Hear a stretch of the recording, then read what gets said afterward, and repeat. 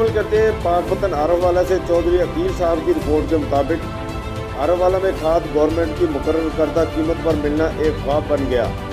عارفوالا शहर व गردونواح से किसान खाद खरीदने मार्केट आते हैं, मगर मजबूरन महंगे दामों खाद खरीद कर ले जाते हैं। खाद के लिए परेशान किसानों का कहना है कि इंतज़ामिया अपनी निगरानी में खाद फरोख्त करवाए ताकि सब किसानों को काश्तकारों को यकसा कीमत पर खाद मिल सके।